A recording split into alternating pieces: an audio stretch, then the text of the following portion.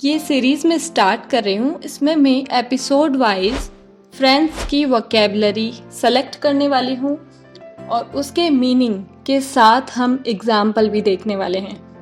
तो आपके लिए समझना भी बहुत इजी हो जाएगा, आपकी वोकेबलरी इम्प्रूव होएगी और आप शो भी जब देखोगे तो आपको और इंटरेस्टिंग लगेगा। तो चलिए शुरू करते हैं।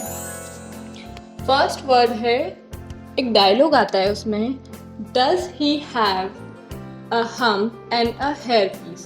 तो hump का मतलब होता है रीढ़ की हड्डी मुड़ी हुई होना, रीढ़ की हड्डी जो मुड़ी हुई होती है ना वो। और सेकंड वर्ड है हेयर पीस। हेयर पीस मतलब कि क्या उसने विग लगाई हुई थी, क्या वो गंजा था, क्या उसके बाल नहीं थे, इसलिए। Okay, does he have a hump and a hair piece, तो वो मजाक उड़ाने के लिए कहते हैं। सेकंड वर्ड है मर्की। मर्की का मतलब होता है गंदा या फिर धुंधला हो जाना। एग्जाम्पल लेते हैं, जब तूफान आया, तूफान आने के बाद नदी एकदम धुंधली हो गई, गंदी हो गई। The river was murky after the storm. The river was murky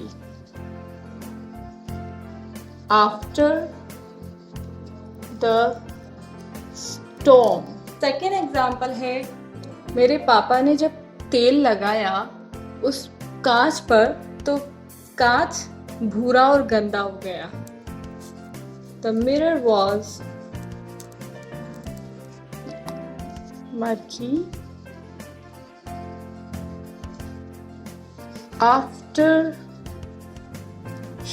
he used oil. फिक्सेटिंग का मतलब होता है किसी चीज के बारे में, ये एक वर्ब है और इसका मीनिंग है किसी चीज के बारे में बार बार सोचना, और हम अपने आप को रोक नहीं पा रहे सोचने से, या कोई दूसरा बार बार सोचना। एग्जाम्पल ले लेते हैं इसका, high achievers sometimes Fixit on their own flaws. जो हाई अचीवर्स होते हैं वो कभी कभी अपने कमियों के बारे में बहुत सोचते हैं। High achievers sometimes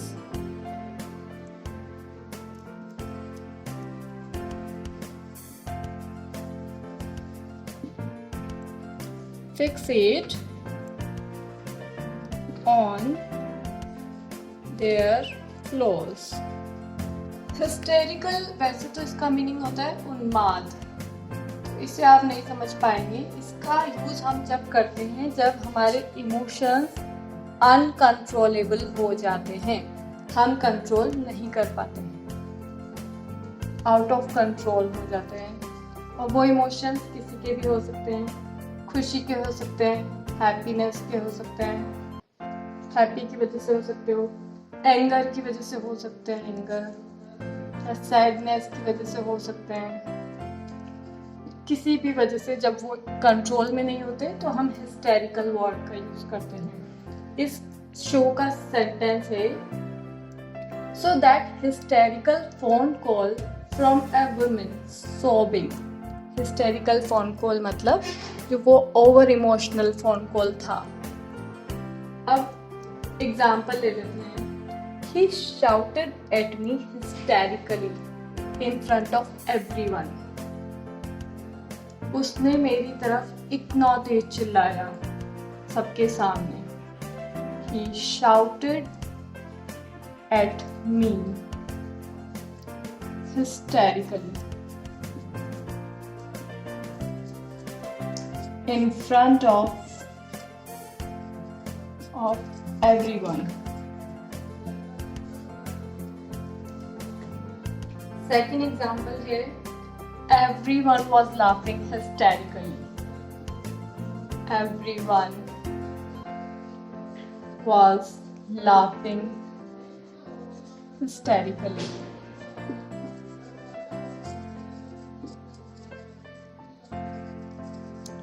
next word है हमारा सोबिंग। सोबिंग का मतलब होता है, एक वर्ब है ये एडजेक्टिव था, ओके।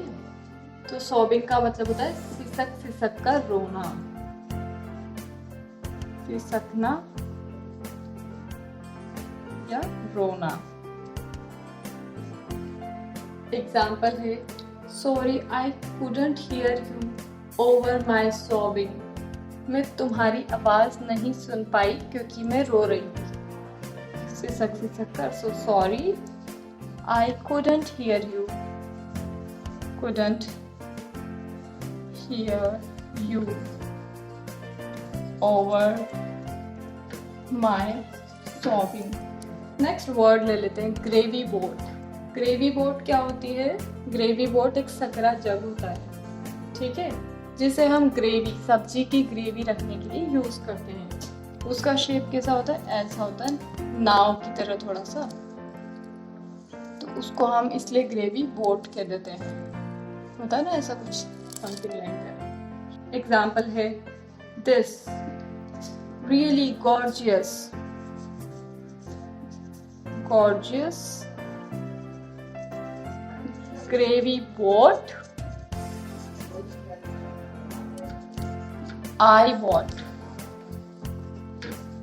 मैंने खरीदी, इतनी सुंदर ग्रेवी बोट थी, वो मैंने खरीदी। तो आज के लिए सिर्फ इतना ही। आज मैंने बहुत ही कम 6 ही वोकैबुलरी ली है, क्योंकि मैं देखना चाहती हूँ कि आप लोगों को ये चीज़ यूज़फुल लग रही है या नहीं।